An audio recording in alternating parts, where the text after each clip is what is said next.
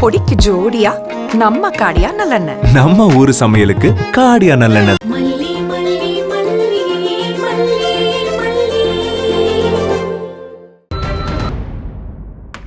ரஞ்சி, வெண்பாவை தனியா விட்டுட்டு இந்த நேரத்துல எங்க போயிருப்பா?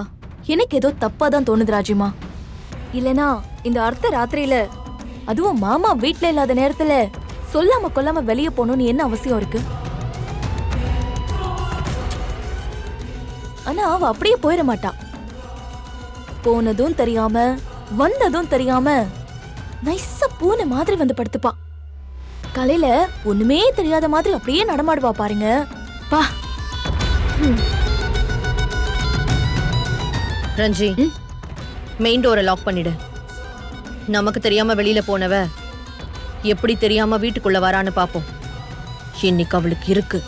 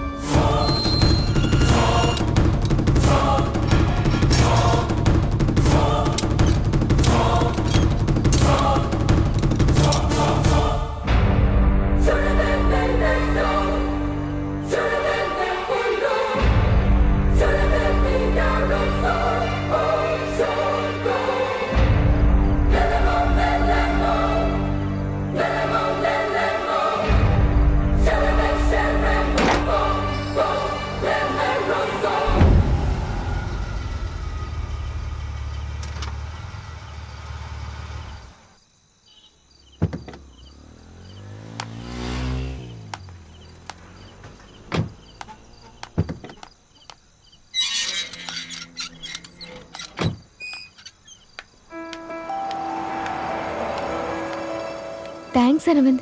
தேங்க்ஸ்லாம் இருக்கட்டுங்க. நீங்கள் இப்படி நடுராத்திரியில் வெளியில் வராதிங்க. நம்ம சரியாக இருக்கலாங்க, ஆனால் நம்மளை சுற்றி இருக்கிற சூழ்நிலை சரியாக இருக்காதுங்க. இந்த காலத்தில் பொண்ணுங்க மட்டும் இல்லைங்க, ஆண்களும் பார்த்து ஜாக்கிரதையாக இருக்க வேண்டியதாக இருக்குது. சரிங்க. ஆனா அந்த நேரத்துல எனக்கு என்ன செய்யறது, யார்கிட்ட சொல்றதுன்னு ஒன்றும் புரியலங்க. அப்படியே கால் போன போக்குல எந்திரிச்சு போயிட்டேன். சரி விடுங்க, இனிமே அண்ணன் அண்ணியை பற்றிலாம் கவலையே படாதீங்க, நான் பார்த்துக்கிறேன். ஏங்க சும்மா வாய் வார்த்தைகள்லாம் சொல்லலைங்க, நிஜமாக தான் சொல்கிறேன். அவங்களுக்கு என்னென்ன ஆசையோ அதெல்லாம் சும்மா கில்லி மாதிரி பண்ணி கொடுத்துருவேங்க. அவங்களுக்கு எங்க ஊர்ல இருக்கணும்னு தாங்க ஆசை. ஆனா என்ன பண்றது, அவங்களுக்கு பிரச்சனை மேல பிரச்சனை. அதெல்லாம் நடக்குமாங்க? நீங்க இவ்வளவு தூரம் சொல்றதே எனக்கு அவ்வளவு சந்தோஷமா இருக்கு. பாருங்க, எங்க நல்ல விஷயமா நம்ம ஊருக்கு போக வேண்டியது இருக்கு. ஊர் ஜனங்க கிட்ட நான் பேசுறேன். நீங்க பயப்படுற அளவுக்குலாம் இது ஒரு மேட்டரே இல்லைங்க, பேசிக்கலாம் விடுங்க. எப்படி சொல்றீங்க? அட பேசினா தீராத விஷயம் என்னங்க இருக்கு? ஊர்ல என்ன பிரச்சனை இருந்தாலும் பேச வேண்டிய விதத்துல பேசி தீத்துட்டு, சண்டையும் போட்டுட்டு, ஒரு முடக்கு தண்ணியை குடிச்சிட்டு தீத்துட்டு அப்படியே போயிடணுங்க. இதெல்லாம் ஏன் பொறுப்புங்க, ஊர்ல நான் பேசிக்கிறேன் சரியா? நீங்க பாபு அண்ணனை பத்தி கவலைப்படாதீங்க, அவர் ஃபேமிலி ரன் பண்ற அளவுக்கு வந்துருவாருங்க. நான் ஒரு வேலை வாங்கி கொடுத்துருக்கேங்க. உங்க அண்ணனை பத்தி தான் உங்களுக்கு தெரியும்ல, பயங்கரமான உழைப்பாளிங்க. அந்த உழைப்பே அவர் முன்னாடி கை கட்டி நின்று கெஞ்சுற அளவுக்கு எனக்கு ஏதாவது வேலை போட்டு கொடுங்க எஜமான்னு சொல்ற மாதிரி வளர்ந்துருவாருங்க. அது மட்டும் இல்லைங்க, அவர் ஒரு நேர்மையான மனுஷனும் கூட. நீங்க வேணா பாருங்க, நிச்சயம் 2-3 மாசத்துல மேல வந்துருவாருங்க. தேங்க்ஸ் அரவிந்த். எங்களுக்கு பல சமயங்கள்ல நீங்க அவ்வளோ ஹெல்ப் பண்றீங்க. அது நான் உங்களை ஒன்று கேட்கலாமா? அட என்னங்க நீங்க கேட்கணும்னு நினைச்சதுக்கு அப்புறம் கேட்கலாமான்னு கேட்டுட்டு இருக்கீங்க? டக்குன்னு கேட்டுருங்க. இல்ல, என்னால நீங்க பத்திரிக்கை அடிச்சு கல்யாண மேடையில உட்கார்ந்து அதுக்கப்புறம் அந்த கல்யாணம் நின்னு போச்சு. இப்ப கூட உங்களுக்கு என் மேல கோவமே இல்லையா? ஐயோ என்னங்க நீங்க, உங்க மனசுல என்ன இருக்குன்னு தெரிஞ்சுக்காம நான் உங்களை கல்யாணம் வரைக்கும் இழுத்துட்டு போயிட்டேன்னு நானே என் மனசுல வருத்தத்துல இருக்கேங்க. அதுக்கு பிராய்ச்சித்தமா நான் இதெல்லாம் செய்யணும்னு நினைச்சுக்காதீங்க. இந்த சினிமால வர்ற மாதிரி ஏமாத்திட்டு போன காதலிய நல்லா இருக்குன்னு நினைச்சிட்டு அவங்களுக்கு நல்லதே செய்வாங்கல்ல, அந்த மாதிரிலாம் நான் இல்லைங்க. விஜய் சாருக்காச்சும் நீங்க நல்லா இருக்கணுங்க, அவ்வளவுதாங்க. இல்லங்க, நீங்க என்னமோ சின்னதா ஹெல்ப் பண்ற மாதிரி சொல்றீங்க, ஆனா இதெல்லாம் பெரிய உதவிங்க. ஏங்க பாத்தீங்களா, 3வது மனுஷன் மாதிரி பிரிச்சு பேசுறீங்க பாத்தீங்களா? ஏங்க ஒரே ஊருக்காரங்க, இது கூட செய்யலனா எப்படி? ஏங்க நீங்கள் 1000 சொல்லுங்க, ஒரே மண்ணுக்காரன் அவன் உயிர் போகிற வரைக்கும் அந்த மண்ணுக்காக தான் நியாயமாக நடந்துப்பாங்க. சரிங்க, பேசிட்டே இருந்தால் டைம் போகிறதே தெரியாது. வீட்டில் யார்கிட்டயாவது சொல்லிட்டு வந்தீங்களா? அதானே பார்த்தேன். சொல்லிட்டு வந்திருந்தா விஜய் சார் உங்களை தனியாக விட்டுருப்பாரா? சரி சரி, நீங்கள் உள்ளே போங்க, தேட போகிறாங்க. ஏதாவது ஹெல்ப்னா எனக்கு மறக்காமல் கால் பண்ணுங்க. ம் சரிங்க.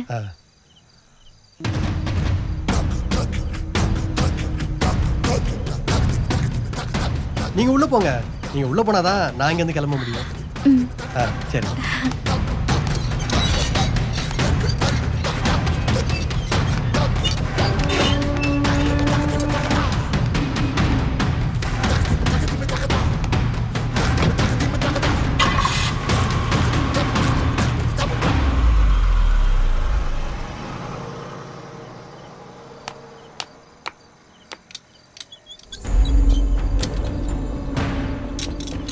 ராஜிமா, நான் சொல்லல,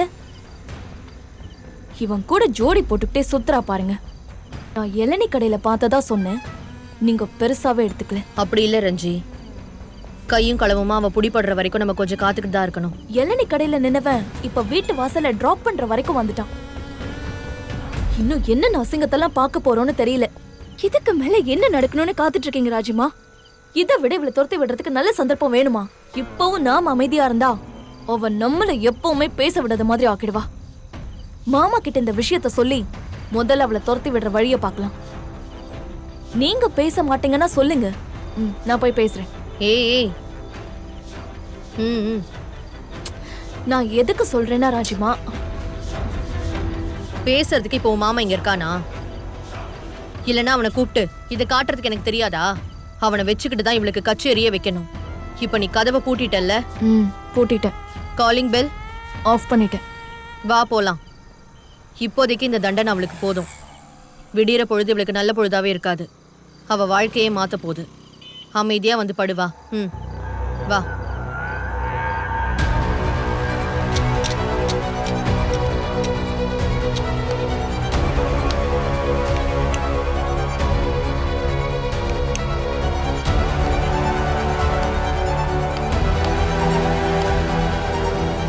ரஞ்சிதா, ரஞ்சிதா,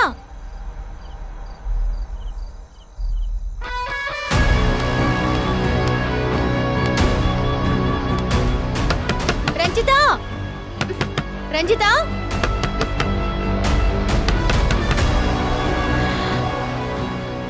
அட கடவுளே, யாரு கதவை அடைச்சாங்கன்னு தெரியலையே. காலிங் பெல்ல வேற ஆஃப் பண்ணி வச்சிருக்காங்க.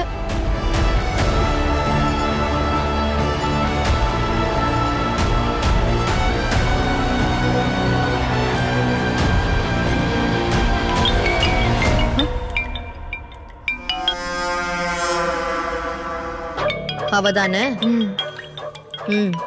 சைலண்ட்ல போட்டு பேசாம தூங்கு. கத்தி சண்டை போட்டாதான் பிரச்சனைன்னு இல்ல, செல்ல சைலண்ட்ல போட்டா கூட பிரச்சனை தான். ராத்திரி நேரம் ஒரு பொண்ணுக்கு வீட்டுல யாரும் கதவை திறக்கலையா? பாவம், வாசல்லே உட்காந்துக்கிட்டு இருக்கா. மல்லி ரொம்ப பாவம் இல்ல? சரி படு.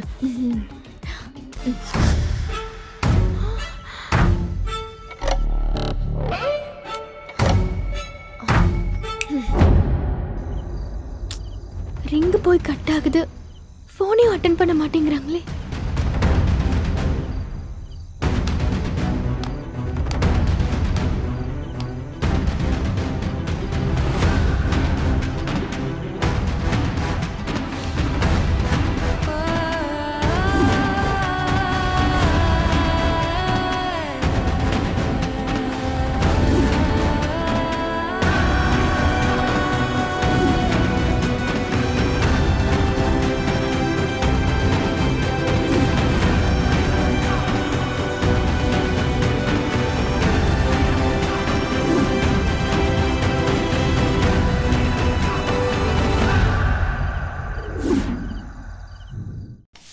மறுபடியும் தோசையா? தினம் தினம் வெரைட்டியா சமைக்கணும்னா எப்படி? நம்ம காடியா நல்லெண்ணெய். காடியாக்கு ஜோடியா விதவிதமா பொடி. மசாலா பொடி, தோசை, கருவேப்பிலை பொடி, இட்லி, ஆனியன் பொடி, ஊத்தப்பம். காடியாக்கு மாறுங்க, அப்புறம் பாருங்க. அம்மா எனக்கு இன்னொன்னு. எனக்கு 2. பொடிக்கு ஜோடியா நம்ம காடியா நல்லெண்ணெய். நம்ம ஊரு சமையலுக்கு காடியா நல்லெண்ணெய் தான். இந்த வீடியோ உங்களுக்கு பிடிச்சிருந்தா லைக் பண்ணுங்க, ஷேர் பண்ணுங்க, காமெண்ட் பண்ணுங்க. மறக்காம சரிகமா டிவி ஷோஸ் தமிழுக்கு சப்ஸ்கிரைப் பண்ணுங்க.